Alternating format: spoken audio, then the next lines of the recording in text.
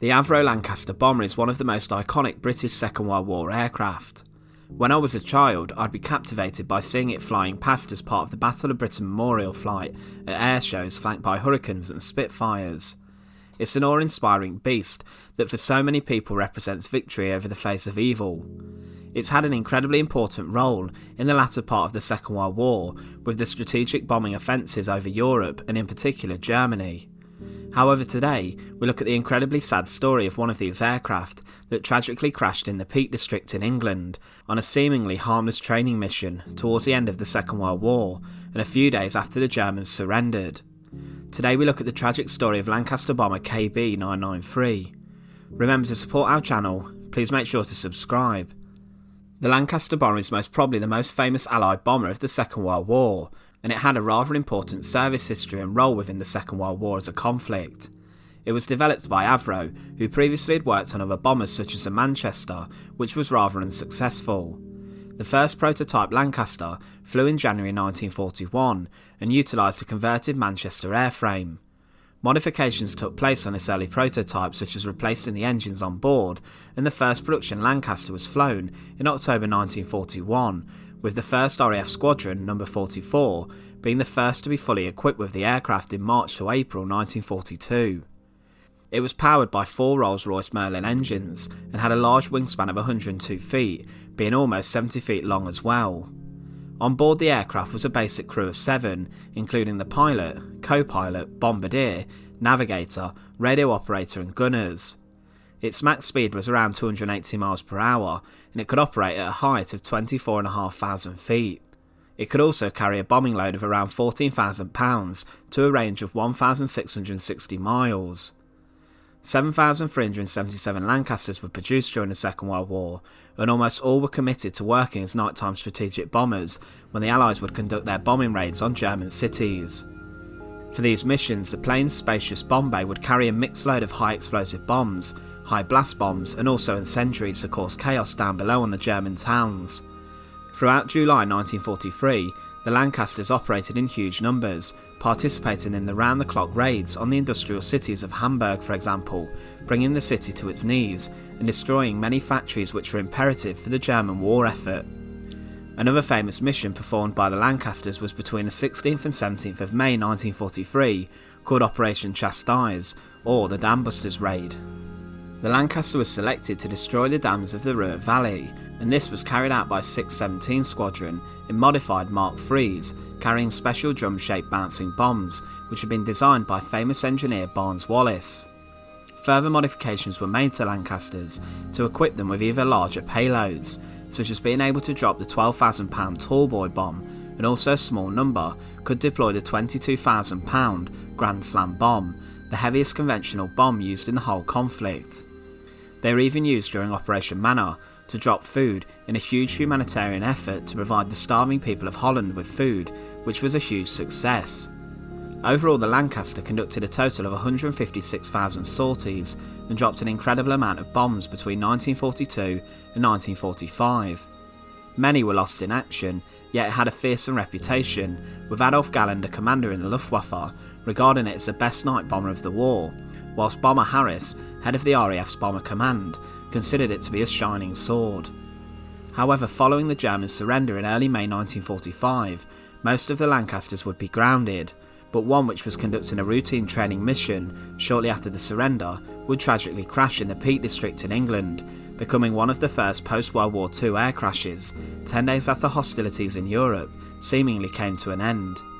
Firstly, the crash involving Lancaster Bomber KB993 took place in the Peak District in England. This area, as the name suggests, is rather mountainous and high up, and features many different peaks across the upland area. It is mostly focused in northern Derbyshire, however spans a large area that includes Cheshire, Greater Manchester and Staffordshire. Today the area is visited by walkers who pick up its thousands of different trails to visit its many different peaks and sites, but it's an area which is notorious for aircraft crashes. In fact, over the last century, over 150 aircraft have met their demise in the area, with most having trouble over the high and unforgiving slopes and rocky edges. Today there is still much evidence of these crashes, as we previously visited the crash site of B-29 Superfortress, overexposed, that tragically crashed in the area of Bleaklow. It's this area in which we focus on again, with the crash of Lancaster Bomber KB993. It is notoriously boggy, but has a substantial peak. On the 18th of May 1945, the Lancaster KB993 took off from RAF Linton-on-Ouse in North Yorkshire in the evening to conduct a training exercise. Despite the end of the war occurring in Europe, it was still vital for the RAF to conduct training missions to maintain staff expertise and also develop skills. This was a time in which, although the end of the war had come to an end in Europe, there was much unease about the conflict in the Pacific. So Lancaster KB993 was conducting a series of training exercises in the evening, including completing bumps and circuits. This manoeuvre is the touch and go landing, which involves landing on a runway and taking off again, without the aircraft coming to a complete stop. This manoeuvre can perform an important safety role when an aircraft lands with not enough space on the runway to come to a complete stop, but the aircraft can then accelerate and take off again. The British refer to this as circuiting bumps, and this is what the Lancaster had been doing earlier in its training mission. The crew on board consisted of Flying Officer Anthony Arthur Clifford acting as pilot, Flying Officer Kenneth McIver as the flight engineer, Flying Officer David Fairman the bomb aimer, Warrant Officer Michael Cecil Cameron the wireless operator, and Flight Sergeant Clarence Halverson and Leslie Hellickson who were acting as gunners. All of the crew on board were from the 408 Goose Canadian Squadron. One of the critical issues on board the aircraft was the fact there was no navigator on board, but this didn't come across as alarming to the crew and officials, as the crew should have only been completing the circuits in which a navigator was simply not needed. The crew would decide though to make a rather big mistake and to divert from their initial training mission. The crew decided, after becoming tired and bored of the repeated touch and go landings, to divert and go for a fly around the local area. They must have thought this would have been fine and okay, and they would make their way over towards the Peak District, the upland area which claimed so many aircraft before. This decision to divert from their mission would prove fatal. The issue of not having a navigator on board would plague KB993, as when the aircraft diverted away from its mission, the crew would quickly become disorientated, not knowing where their surroundings were, flying over the dangerous peaks. Another issue was the fact that the dark descended on the crew whilst they were still up in the air, and the lack of navigator really showed at this point. As dark approached, panic must have set in on board. These 6 men were in the air in the darkness, unsure where to land, and also unsure where they really were. The crew quickly became very confused, and eventually ended up circling over the town of Glossop in the High Peak area. However, at 10:10 in a late May evening, the aircraft would be spotted flying into the hillside, close to the higher shelf stones. Every single member of the 6-man crew would be killed, and the aircraft would be a complete wreck. The whole incident was completely avoidable too, purely because if they would have stuck to their mission and the training plan, then the whole accident would never have occurred.